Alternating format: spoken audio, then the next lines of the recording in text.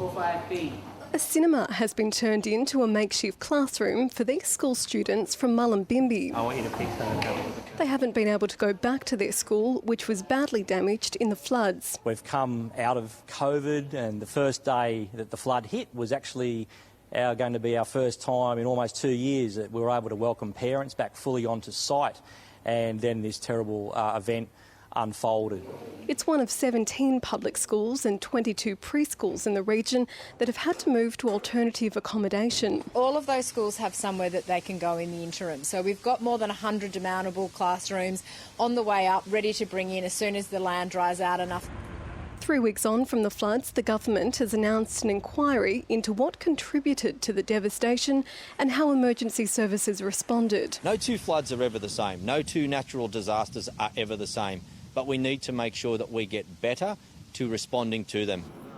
In Lismore, some say it's too early to look back and resources should be focused on the recovery. I think it's way too soon. The inquiry's a bit too soon. I think people still need to recover. I think they're ready for an inquiry that's honest. Across the Northern Rivers, almost 15,000 flood-affected homes have now been inspected.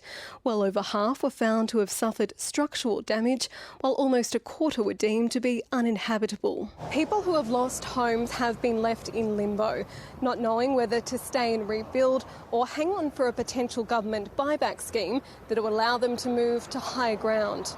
The Greens say the region desperately needs thousands of new affordable homes. We need the 15,000 houses, social and community houses, built in our region.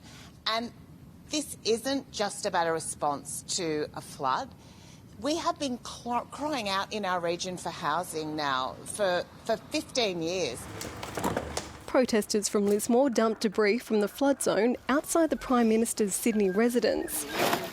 This is climate change, and this will happen to somebody that you love and somebody that you know.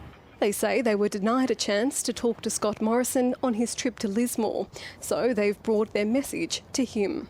Leah White, ABC News, Lismore.